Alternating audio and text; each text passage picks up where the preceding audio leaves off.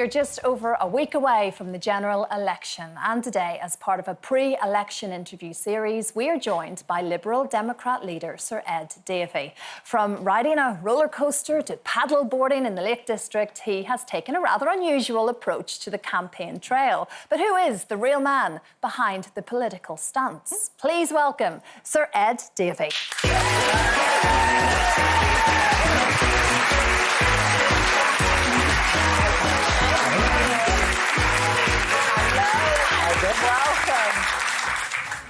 Sir Ed Davey, what is the answer to that? What sort of a man are you? Are we calling these political stunts, or do you genuinely just love paddleboarding? Well, you know, my team don't tell me what I'm doing until 48 hours before in case I say no. You need to start asking more questions.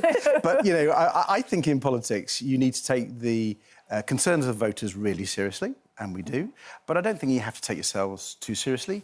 So, you know, when I fell off that paddleboard in Lake Windermere, once intentionally, 4 times by mistake, we made the issue about sewage, because we think it's wrong that the water companies have been allowed to pump their filthy sewage into our lakes, into our rivers, into our seas, been getting away with it. And it's bad for human health, it's bad for the environment, it's just disgusting, frankly. And we've been campaigning on it for quite a few years. And we want to turn that around. So, yes, it was fun on the paddleboard, but we had a serious message too.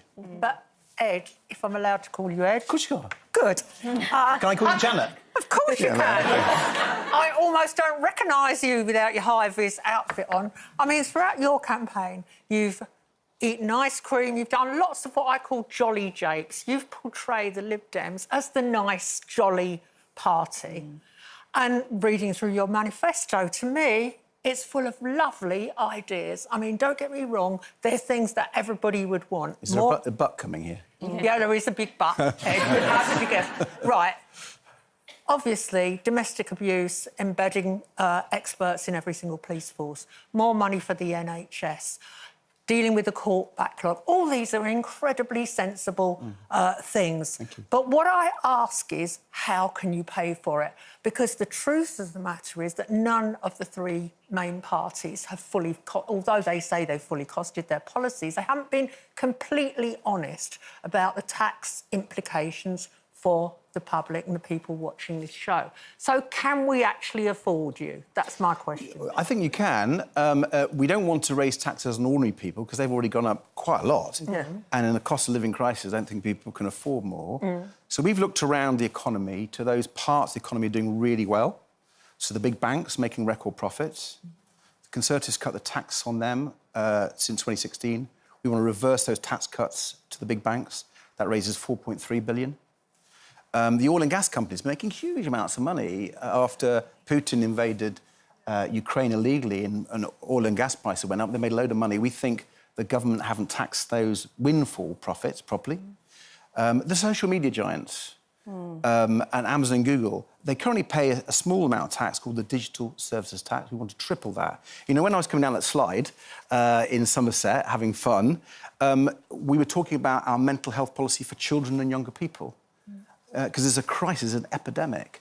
And the digital service tax rise on the social media giants is to pay for that. Well, good luck with all of that, because looking back through historic efforts to get people like the media companies to pay more tax, they just move their operations offshore, or they've got such brilliantly qualified tax advisors that they end up going round whatever you propose. So are you convinced that this time around you can actually extract the money? Well, it's a really good point. What's happened in the last few years is the tax authorities have had money taken out of them. Less people, they haven't invested in technology. So we want to invest £1 billion in Her Majesty's Revenue and Customs.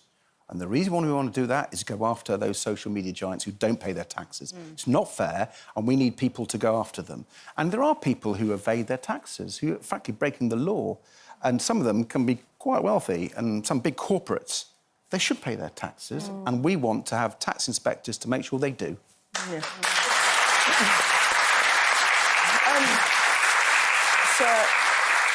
So, Ed, you know, you definitely spoke on your political game and what you're trying to do for your, you know, as the head of your team. But we know there's a heavy personal side of yours that you've put forward regards to caring for your son and caring for your wife. And we was just having a conversation about vulnerability.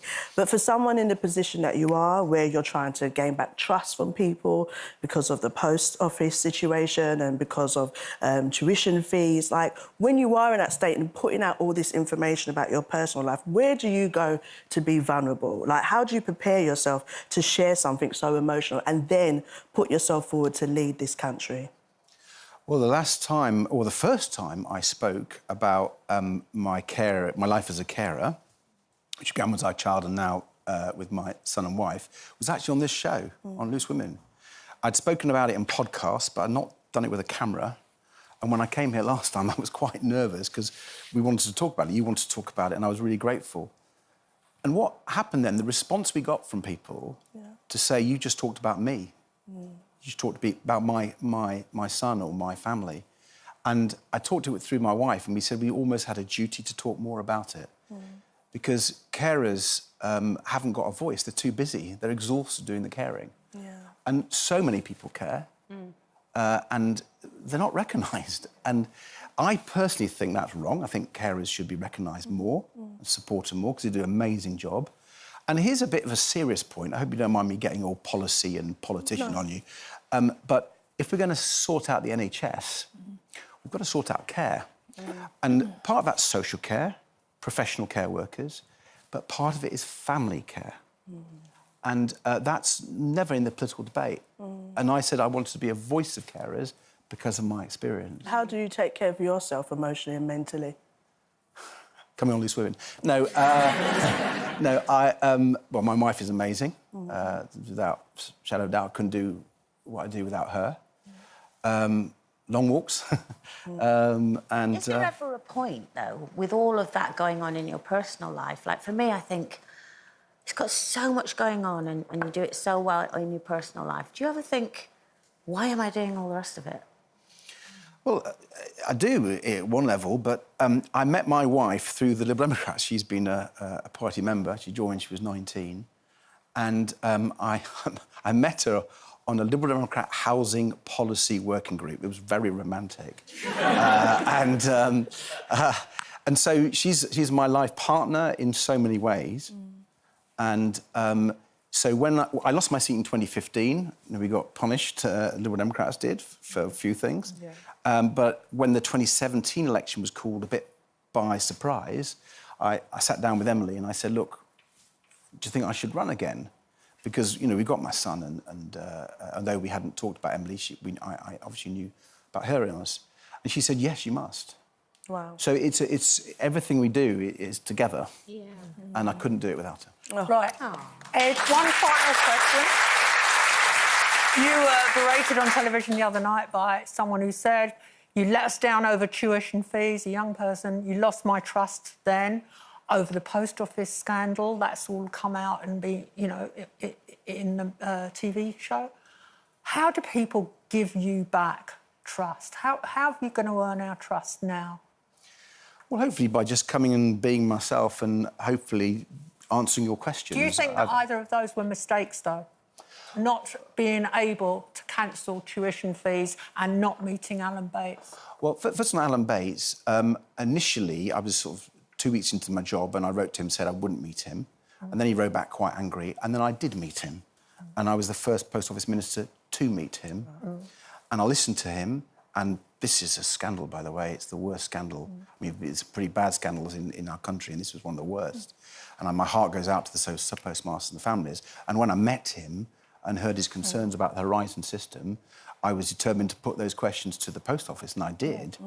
And I'm afraid, just as they lied to the sub-postmasters themselves and to the courts and the judges, they lied to me. But you were the minister, and you only had on the Post Office board one civil servant. By then, didn't you perhaps think, hello, something's not right here? The way that this organisation is set up is not working. Well, here's something. Government only works, the courts only work, if people tell the truth. And you sort of assume that people in position of responsibility are going to tell you the truth. And the lesson I've learned from this, and indeed if you look at what happened with the contaminated blood scandal or the Hillsborough scandal or so many others, when people are lying and there's a conspiracy, how do you break that?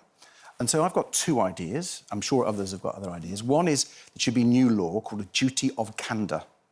So if people don't tell the truth, they are seriously in trouble and go to prison.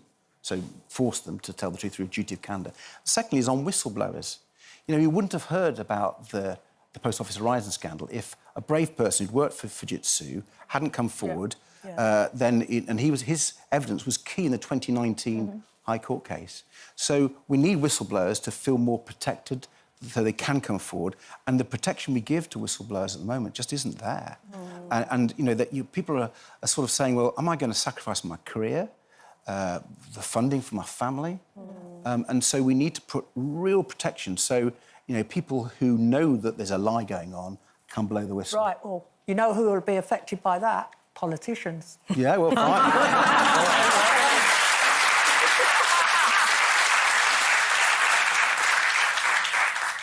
And you guys would find me out or find whoever. Yeah, I'll find you out in 5 minutes. Thank you very much, Thank you. Sir Ed. Any more stunts coming up in the next couple of days? Shall we expect anything? If I told you that, I'd be in real trouble. Really? But, you know, I had an idea. Karaoke, what do you reckon? We've got 2 ladies at the front. Yep, we have indeed. Sir Ed Davey, thank you very much. Thank you very much. Thank you.